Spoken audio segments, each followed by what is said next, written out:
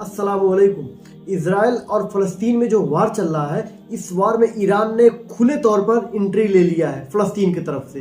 तो क्या मौजूदा वक्त में अगर ईरान और इजराइल के बीच में जंग होता है, वार हो जाती है, तो क्या ये ईरान जो है इजराइल के ऊपर भारी पड़ेगा? इसी के ऊपर एक वीडियो है मिलिट्री कंपैरिजन और वेपन्स को लेकर। तो आइए साथ मिलकर देखते हैं इस वीडियो को और जानते हैं कि मौजूदा वक्त में कौन देश कितना ताकतवर है। अगर आप हमारे चैनल पर नए हैं तो चैनल को सब्सक्राइब जरूर करें। दोस्तों, Israeli prime minister Benjamin Netanyahu ने फिर से सत्ता में आते ही फिलिस्तीन, ईरान, सीरिया और हिजबुल्लाह को धमकाना शुरू कर दिया है।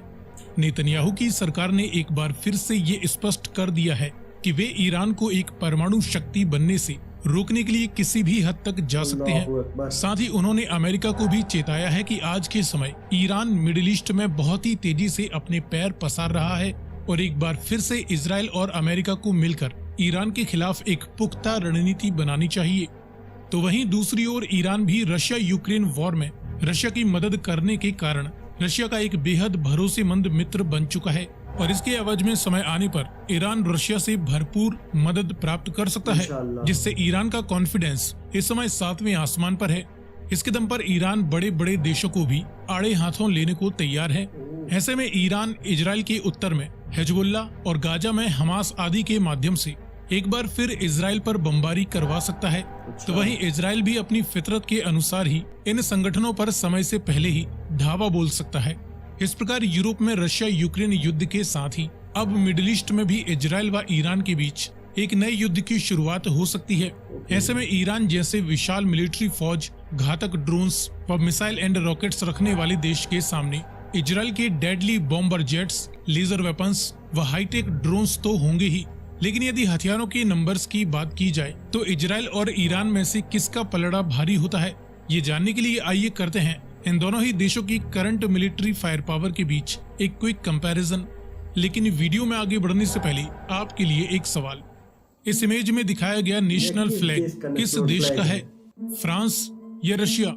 यदि आपको इसका जवाब मालूम है तो कमेंट में लिखकर बताएं। साथ ही जानकारी पसंद आए तो वीडियो को लाइक एंड शेयर करते हुए चैनल को सब्सक्राइब करना ना भूलें। अब चलिए शुरू करते हैं। शुरुआत करें दोनों ही देशों के बीच कुछ बेसिक फैक्ट्स के बीच कंपैरिजन से। तो ईरान की करंट पॉपुलेशन 8 करोड़ 70 लाख से भी ज्यादा की आंकी जा रही है। इसके मुकाबले इजराइल की करंट पॉपुलेशन 1 करोड़ से भी कम, लगभग 96 लाख या उससे कुछ ज्यादा हो सकती है।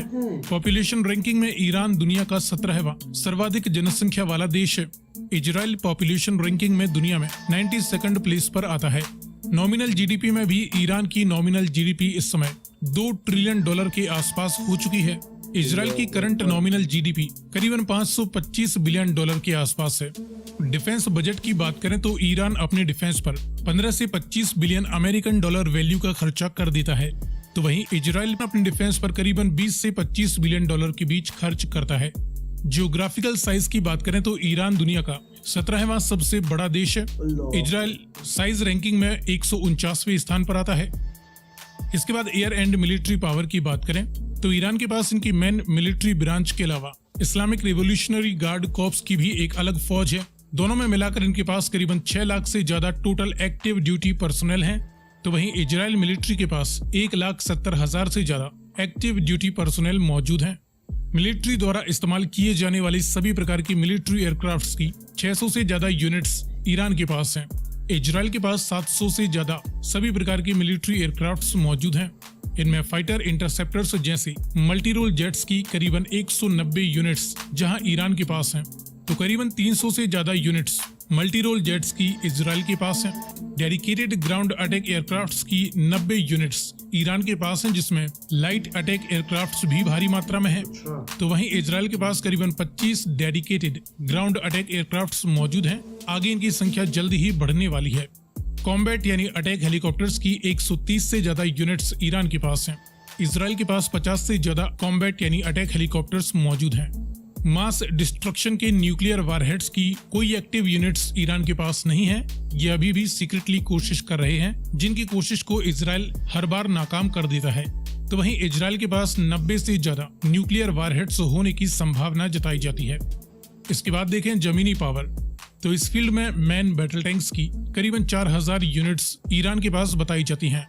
इसराइल के पास 1500 से ज्यादा मैन बैटल टैंक्स हैं, इन्फेंट्री फाइटिंग व्हीकल्स और आर्मर्ड पर्सनल कैरियर्स की कुल 8000 से ज्यादा यूनिट्स ईरानियन आर्मी के पास हैं, तो वहीं इजराइल के पास भी करीबन 8500 टोटल आर्मर्ड व्हीकल्स मौजूद हैं।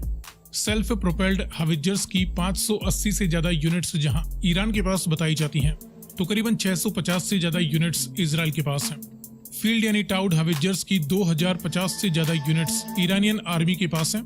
इजराइल के पास महज 350 ही फील्ड हाविजर्स बताई जाती हैं। मल्टीपल रॉकेट लॉन्चर्स की 1400 से ज्यादा यूनिट्स ईरान के पास हैं। इजराइल के पास केवल 100 मल्टीपल रॉकेट लॉन्चर्स बताए जाते हैं। इसके बाद नेवल पावर की बात करें तो इस फील्ड में बड़ी एयरक्राफ्ट कैरियर्स की कोई यूनिट इन दोनों ही देशों के पास नहीं, न ही इनके पास बड़ी डिस्ट्रॉयर शिप्स मौजूद हैं। ईरान जहां 7 फ्रिगेट्स रखता है तो इजराइल के पास फिलहाल कोई एक्टिव फ्रिगेट्स नहीं है, लेकिन जहां ईरानियन नेवी के पास 3 काफी पुरानी कॉर्वेट्स हैं, तो वहीं इजराइल के पास 7 लेटेस्ट तकनीक व घातक वेपन से लोड कॉर्वेट शिप्स मौजूद हैं। समंदर के गुप्त हथियारों में सबमरीन्स की 19 यूनिट्स ईरान के पास हैं, जिसमें मिजेट यानी छोटी सबमरीन्स की संख्या काफी ज्यादा है। इजराइल के पास 5 सबमरीन्स मौजूद हैं। सो फ्रेंड्स, ये रही वेपन क्वांटिटी के आधार पर इजराइल और ईरानियन मिलिट्री के बीच एक क्विक कंपैरिजन। आगे आप किस टॉपिक पर वीडियो देखना चाहते हैं, अपनी राय कमेंट में लिखकर बताएं। तो आप लोगों ने देखा कि किस तरीके से इस वीडियो में एक्सप्लेन किया इन्होंने कि ईरान और इजराइल के बीच में अगर वार होती है तो किसके पलड़े ज़्यादा भारी नजर आ रहे हैं। इस वीडियो के मुताबिक अगर बात किया जाए तो 70 और 30% चांसेस है इजराइल का, 30% चांसेस है इजराइल का और 70% चांसेस है ईरान का। हर सेक्शन में कहीं ना कहीं ईरान भारी पड़ रहा है, एक्सेप्ट एक सेक्शन को छोड़कर, वो है न्यूक्लियर बम। न्यूक्लियर बम तो अभी ईरान के पास नहीं है, लेकिन इस वीडियो के अकॉर्डिंग ईरान बहुत जल्द न्यूक्लियर बम जो है वो बना लेगा। तो आने वाले वक्त में देखने वाली बात हुई कि ईरान क्या ये काम कर सकता है। अगर ईरान के पास एटम न्यूक्लियर बम हो गया तो पाकिस्तान के बाद ये दूसरा मुस्लिम मुल्क होगा जिसके पास एटम बम की ताकत मौजूद रहेगी। तो आपकी क्या राय है इस वीडियो पे, आप कमेंट में बता सकते हैं। अगर आपको हमारा वीडियो पसंद आ रहा है तो चैनल को सब्सक्राइब करें, वीडियो को लाइक करें। मिलते हैं इंशाल्लाह नेक्स्ट वीडियो में, तब तक के लिए अस्सलाम वालेकुम।